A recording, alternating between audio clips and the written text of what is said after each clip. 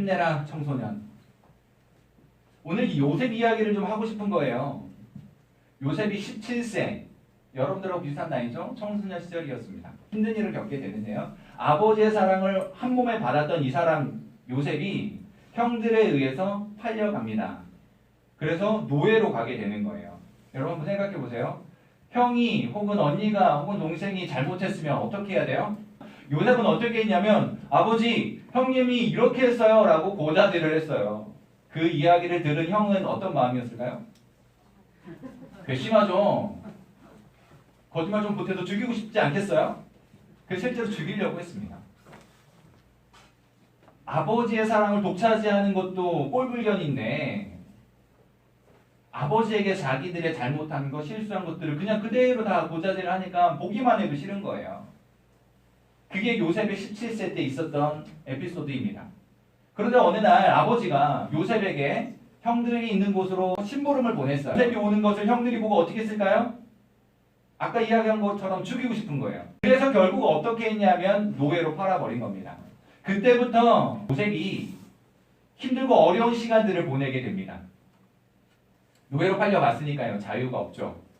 그리고 거기에서 여러 가지 어려운 일을 겪게 되는데 신기한 거는 여호와께서 요셉과 함께 하셨기 때문에 형통한 자가 되었다라고 이야기를 해요. 근데 사실요, 요셉의 입장에서 한번 생각해 보세요. 요셉이 지금 어려움 당하고 있어요. 노예로 팔려갔는데 그게 형통한 일인가요? 노예로 팔려간 건 형통한 일이라고 말할 수 없는 거죠. 근데 거기서 어떤 일이 벌어지냐면 보디발이라고 하는 주인의 아내가 요셉을 유혹하는 거예요. 요셉이 거절하죠. 여러분 생각해 보세요. 자기를 죽일 수도 있고 살릴 수도 있는 권한이 있어요. 고민되지 않았을까요? 요셉이 거절했습니다. 거절하는 순간 요셉의 인생이 어떻게 될지 모르는 거예요. 요셉이 거절한 이유가 있습니다. 사모님이 마음에 안 들어서? 자기 취향이 아니어서 거절했을까요? 아니에요. 성경은 우리에게 이렇게 이야기합니다. 그것이 하나님 앞에서 죄를 짓는 것이기 때문에 그럴 수 없다. 내 주인에게 범죄하는 일이기 때문에 나는 행할 수 없다라고 이야기를 해요. 그게 요셉의 신념이었어요. 요셉은 그 유혹을 뿌리치고 결국 죄수들이 갇히는 감옥에 갑니다. 기가 막힌 일이죠. 여러분 이쯤 생각하면 억울하지 않을까요? 억울했어요.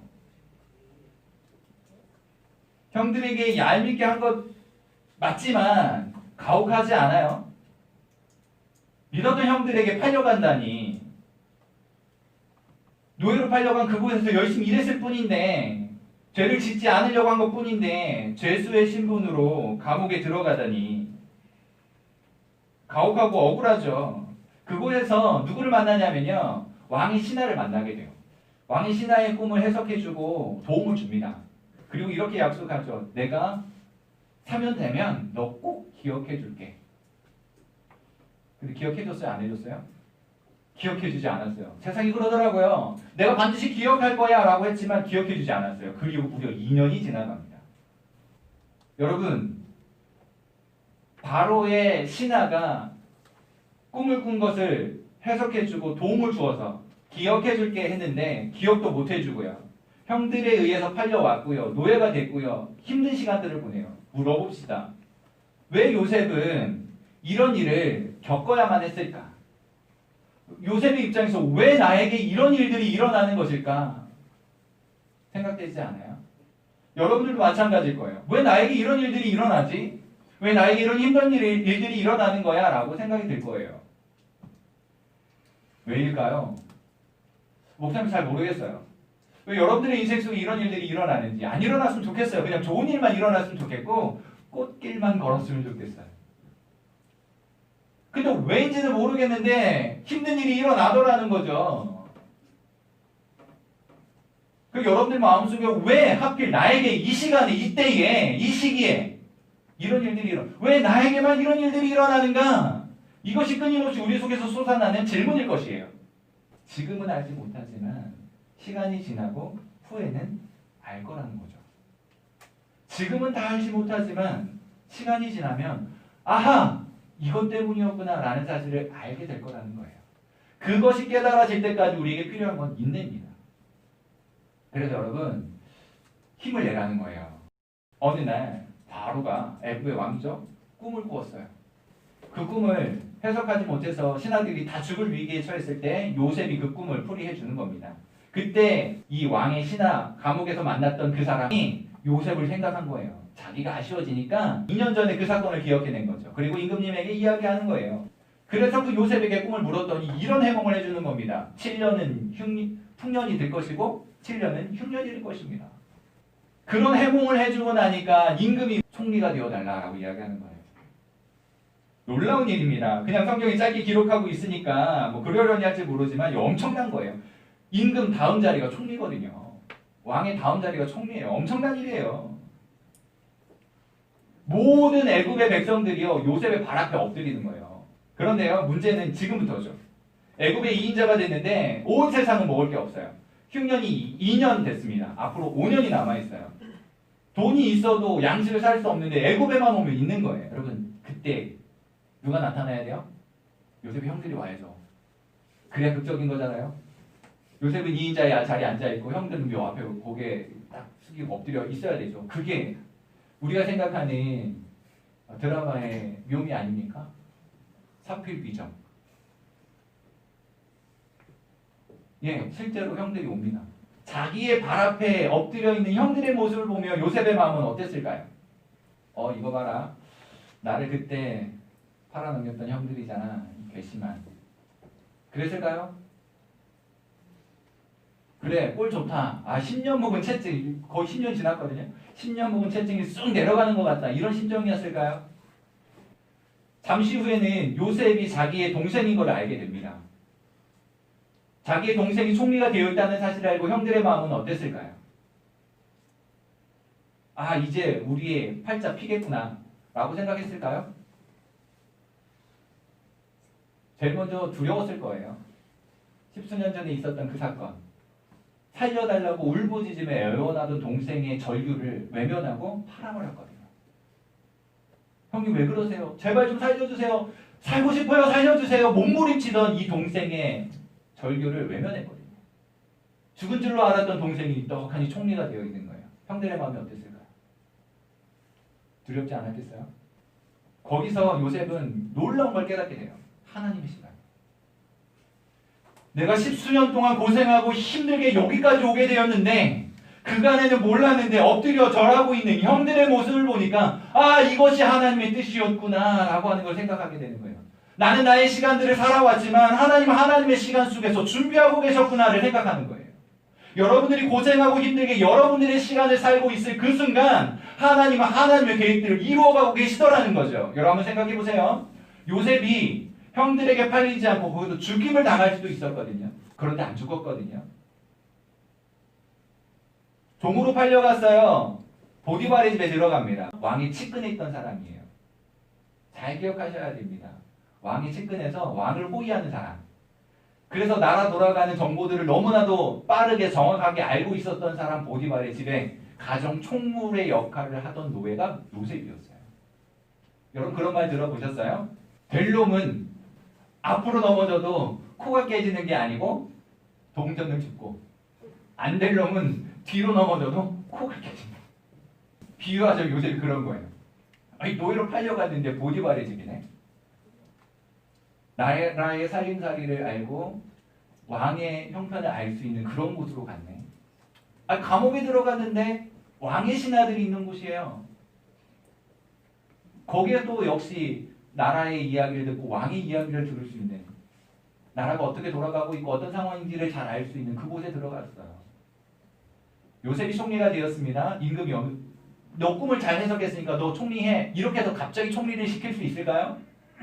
요셉의 입장에서는 감사합니다 그럴 수 있을지 모르지만 신하들의 입장에서는 제가 어디서 온 누군 줄 알고 저런 사람을 신하로 시켜, 저런 사람 어떻게 총리로 시켜, 이렇게 생각할 수 있는 거거든요. 왕의 입장에서는 똘똘하고 그냥 그러니까 시킬 수 있을지 모르지만 백성들이나 신하들의 입장에서 그럴 수 없는 거예요. 제국을 책임져야 되는데요. 요즘도요 아무나 높은 지위에 올라가면 안 돼요. 뭔가를 알아야 되죠. 나라를 알아야 돼요. 살림살이를 알아야 되고요. 사람관계를 알아야 되고 뭘 알아야 그런 일을 할 수 있는 거거든요. 요셉이 힘들고 어려운 시간을 온몸으로 겪으며 지나오는 동안 요셉은요 애굽을 알았습니다. 보디발의 집에서 가정총무로 있는 동안 나라 돌아가는 걸 알았어요. 편제를 알았어요. 행정구역을 알았어요. 어떻게 이들을 다스릴까를 알았어요. 어느 지역이 곡창지대이고 어느 지역이 아닌지를 잘 알았어요. 임금이 죄수들이 있는 그 감옥에서 보내는 2년 동안 그들의 이야기를 들으며 애국을 알았어요. 임금과 이야기를 나눠보니까 풀려나와서 이야기를 나눠보니까 보통이 아니거든요. 거기에 하나님이 함께 하셔서 지혜를 주시니 더 놀랍고 탁월하게 드러난 것이에요. 임금이 망설이지 않고 네가 총리해 주었으면 좋겠다라고 이야기한 거죠. 다른 신하들도 거절하거나 반대하지 않았어요. 놀라운 일입니다. 여러분 보세요. 요셉은 요셉의 시간을 살았어요. 온몸으로 고난과 역경을 견디면서 지나왔어요. 그 순간에도 하나님은 하나님의 시간을 하나씩 이루어가고 계시다라는 거죠. 여러분 우리가 이렇게 힘들고 어려울 때 괴로울 때 우리가 할 수 있는 일은 우는 일 말고는 없어요. 여러분 생각해 보세요. 노예로 팔려갔는데 거기서 뭘 할 수 있겠어요? 감옥에 갇혀 있는데 뭘 할 수 있겠어요? 여러분 힘들고 어려운 일이 있잖아요. 친구들하고 수다 떨 수 있지만 그 이상 뭐 할 수 있겠어요? 여러분들의 뜻대로 해결이 되나요? 우는 거 말고는 없어요. 여러분 시결을 많이 우세요. 내 자신의 비참함이나 처절함을 보면서요. 많이 우세요. 울음이 근본적인 해결은 될 수 없지만 울다 보면 속이 시원해지거든요. 거기서부터 생각을 다시 할 수 있습니다. 그래서 울라는 거예요. 하나님은 하나님의 시간을 이끌어가고 계십니다. 그 하나님의 시간 속에 준비하고 계시는 거예요. 여러분들의 인생을 준비하고 계시는 것입니다. 단 1초도 하나님 밖에서 있었던 적이 없어요. 우리의 모든 인생은요. 지금 태어나는 순간부터 여기까지 오는 동안 1초 단위로 다 쪼개서 그 단 하나 한 1초의 한순간도 하나님이 거저 그냥 보내게 하신 데가 없어요. 기가 막힌 타이밍에 하나님이 일하셨다라는 거죠. 하나님은 하나님의 시간 속에서 하나님의 일들을 만들어 가시거든요. 하나님의 계획 속에서 우리를 준비시켜 가시는 거예요. 그것이 여러분들의 마음속에 분명하게 깨달아질 수 있었으면 좋겠습니다. 여러분 단 1초도 하나님 여러분들 그냥 두지 않으십니다. 지금 부를 찬양은요. 하나님은 실수하지 않으신다네라고 하는 찬양이에요. 이 찬양을 여러분 가사를 보면 내가 걷는 이 길이 9번 오는 수가 있어도 심장이 울려고 가슴 아파도요. 여전히 기뻐하는 것은 하나님 실수하지 않기 때문입니다. 하나님이 여러분들의 인생 실수하지 않으세요. 우리 전에 그런 마음을 가지고요. 우리 친구들을 축복하고 격려할 수 있었으면 좋겠습니다. 내가 걷는 이 길이 곧 9번일 수가 있어 내 심장이 울렁이고 가슴 아파도 내 마음속으로 여전히 기뻐하는 까닭은 하나님은 실수하지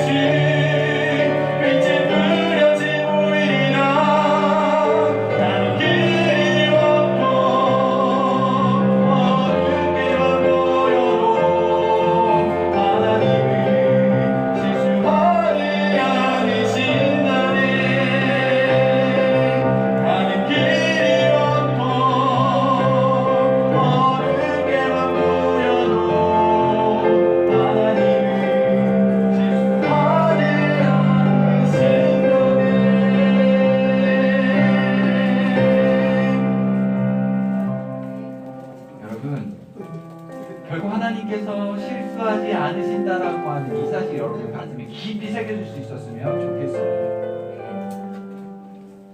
이것을 생각하면요, 하나님이 인도하시면 결국 이루신다는 거예요.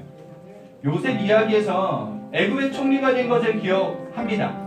우리는 애굽의 총리가 되기 위해서 부단히 노력하죠. 그런데요, 우리가 애굽의 총리가 되는 것이 꿈이 될 수 없어요. 여러분 생각해보세요. 요셉이 몇 살까지 살았는지 아세요? 110살까지 살았습니다. 요셉이 17세에 팔려갔어요. 30세에 총리가 되었습니다. 몇 년 동안 총리했죠? 네? 죽을 때까지 총리했다고 치면 몇 년 총리했죠? 80년. 80년 동안 두 번째 총리 나올 수가 없어요. 총리가 되는 것이 꿈이라면 그 시대에 여러분들이 살았다면 80년 동안 나는 총리 꿈도 못 꾸는 거예요. 여러분, 우리의 꿈은요, 총리가 되는 것이 꿈이 아니에요. 그것이 꿈이 될 수 없어요. 우리는 높은 곳에 올라가려고 하지만 1등의 자리에 오르려고 하지만 그것이 우리의 꿈이 아니라는 거예요. 그것을 꿈으로 삼으면 불행해집니다. 세상을 한번 들어보세요. 나보다 잘나게 보이는 사람들 많고요. 훌륭하게 보이는 사람 많은데요. 그들 이길 자신 없는데요. 이런 생각들이 우리를 우리에게 다가오잖아요. 그 속에서 1등 한다고요? 그것이 꿈이라고요? 죽고 싶은 거죠. 내가 살아서 뭐하나 1등도 못하는데. 여러분 1등 되는 걸 꿈으로 삼으면 그 순간부터 불행해집니다.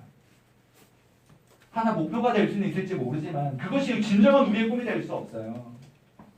그런 꿈을 꾸고 있는 여러분들을 보면 가슴이 아파요. 마음이 아파요. 요셉이 천년만년 이 땅에서 총리 지낸 것 아니었습니다. 생을 당하고 죽음을 맞이했어요.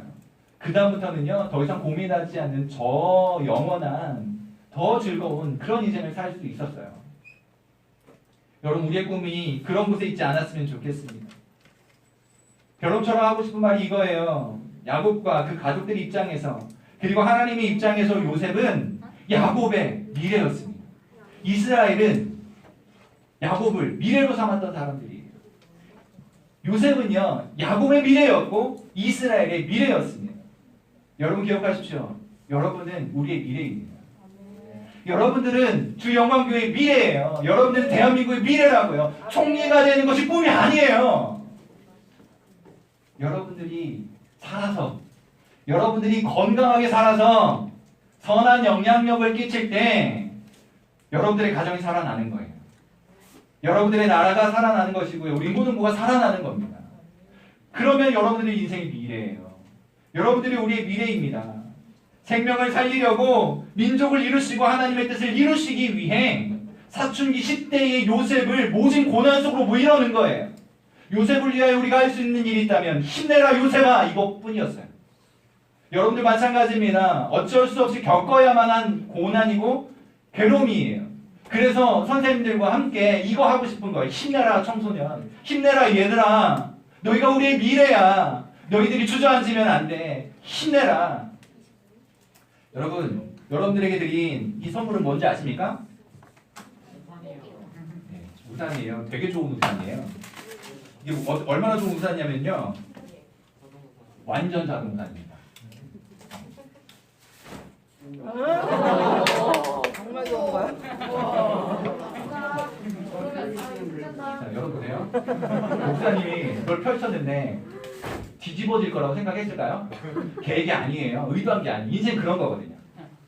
생각했던 대로 의도했던 대로 되지 않는 게 인생이라고요. 그게 안 되니까 뭐 무슨 말이에요? 목사님 여기서 니들 편으로 한번 해볼게? 쪽팔린 거죠. 왜 이게 이래? 당황스러운 거죠. 여러분, 여러분들의 인생대로 되지 않는 이 시간들을 살면서요, 당황스러운 일이 일어나요. 그것을 우리는 쪽팔리다고 생각합니다. 부끄럽다고 생각하고요, 자존심 상한다고 생각해요. 근데 결국에 잘 펴지잖아요. 고장난 게 아니니까. 여러분 인생 고장난 게 아니니까 잘 펴질 거란 말이에요. 근데 오늘 아침에 또 그런 생각을 했어요. 새벽에 일어났는데 비가 오는 거예요. 망했다. 비가 오다니. 오늘 10시 반에 비가 와야 되는데 정확하게. 왠지 아세요? 다 우산 가지고 왔죠? 우산 안 가져왔어요? 이게 짐이야 이제. 세상에 비 오는 날 우산 2개 들고 다니는 사람은 엄마 말고는 없을걸요? 그래서 일어나자마자 망했다라고 생각했어요. 그 꿈이었으면 좋겠어 라고 생각을 했어요. 여러분, 비 오면 당연히 우산을 쓰죠. 우산은요, 여러분들의 비바람을 막아줄 것입니다. 예수 그리스도라고 하는 우산은 여러분들의 비바람을 막아줄 거예요. 예수 그리스도는요, 불편하지 않을 겁니다.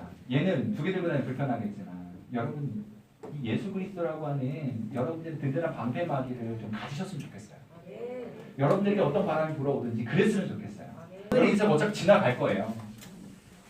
힘들고 어려울 때는요, 우는 일 말고 우리가 할 수 있는 일 아무것도 없습니다. 하지만 여러분들이 눈을 들어서 하늘을 볼 수 있다면 비구름 위에 살아계신 하나님이 여러분들을 보고 계신 것을 발견하게 될 거예요. 그것이 우리의 진정한 소망이거든요. 그래서 여러분 힘을 냈으면 좋겠어요.